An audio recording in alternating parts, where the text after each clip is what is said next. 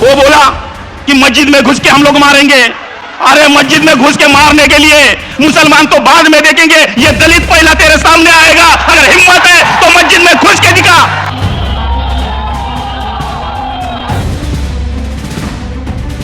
तू कहता है कि मस्जिदों में घुस के मारूंगा। नीतीश राणे, तेरी जो हाइट है वो हमारे सदर के पजामे के बराबर भी नहीं है। जो बोला मस्जिद में घुसकर चुन चुन के मारे, आएगा तो टांग पे, जाएगा तो प्रेशर के ऊपर ही। दिखा दी हमने ताकत। हम चाहते संविधान देंगे अभी जाके।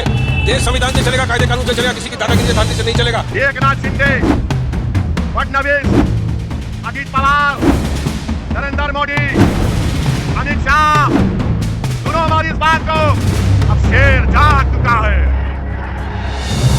आज की खबरों में बात करते हैं कि हजरत मोहम्मद सल्लल्लाहु अलैहि वसल्लम पर गुस्ताखी होने से मुंबई में एक महत्वपूर्ण विरोध प्रदर्शन हुआ, जिसका नेतृत्व एआईएमआईएम नेता इम्तियाज जलील ने किया।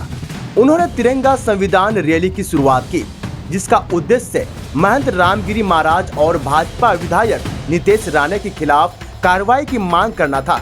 रामगिरी महाराज पर आरोप है कि उन्होंने मुसलमानों और इस्लाम के खिलाफ अपमानजनक बयान दिए, जिसका राज्य में सांप्रदायिक तनाव बढ़ा। राणे ने भी इन बयानों का समर्थन किया, जिसके कारण उनके खिलाफ कई मामले दर्ज हुए हैं। एक महाराष्ट्र में बोल रहा है कि मस्जिद में घुस के मारूंगा। सुनिए सुनिए, मस्जिद में घुस के मारूंगा। प्राइम मिनिस्टर, क्या कानून उस पर लागू नहीं होगा? जो कह रहा है कि मस्जिद में घुस के मारूंगा, क्यों कह रहा है वो? क्योंकि जानता है कि मोदी इख्तिदार पर है, इसीलिए मस्जिद में घुस के मारूंगा। मुंबई में रामगिरी महाराज और भाजपा विधायक नितेश राणे के खिलाफ विरोध प्रदर्शन ने जोर पकड़ा और एआईएमआईएम के नेता इम्तियाज जलील ने तिरंगा संविधान रैली को नेतृत्व किया।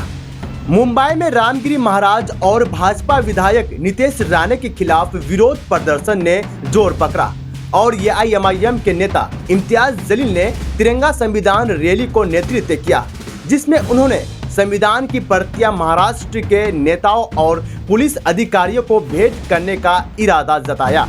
इस रैली का उद्देश्य रामगिरी महाराज द्वारा दिए गए विवादित भाषणों पर कार्रवाई की मांग करना था, जिनमें उन्होंने इस्लाम और पैगंबर मोहम्मद सल्लल्लाहु अलैहि वसल्लम के खिलाफ अपमानजनक टिप्पणी की थी।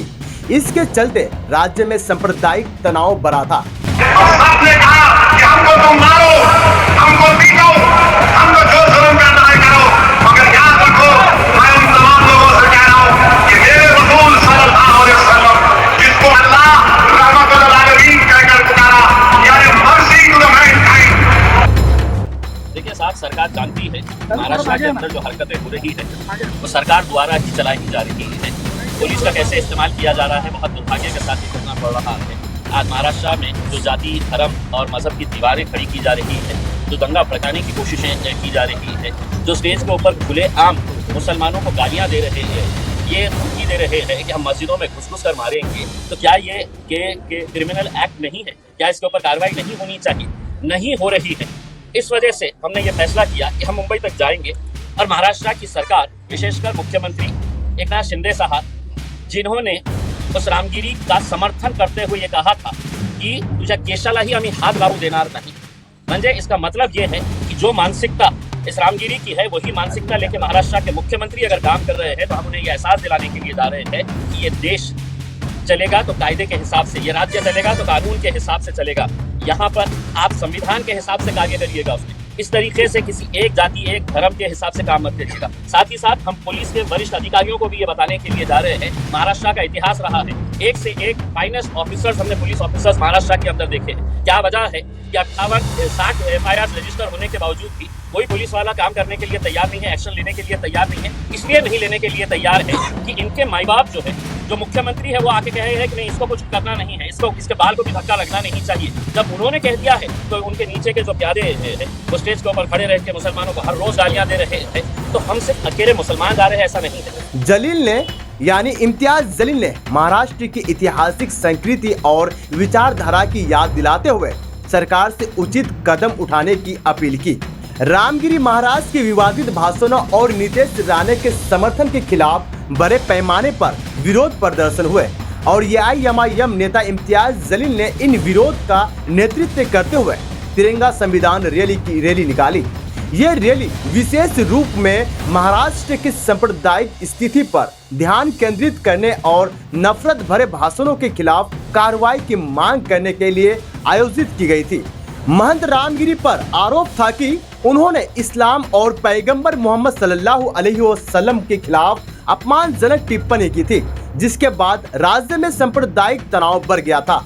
नीतीश राणे ने इन बयानों का समर्थन किया और इस कारण से उनके खिलाफ भी कई मामले दर्ज हुए हैं। और इस संदर्भ में इम्तियाज जलील ने कहा कि राज्य सरकार फुले शाहू महाराज, अंबेडकर और शिवाजी महाराज की संस्कृति विरासत को भूल चुकी है और ये रैली सरकार को इसी याद दिलाने के लिए निकाली गई थी।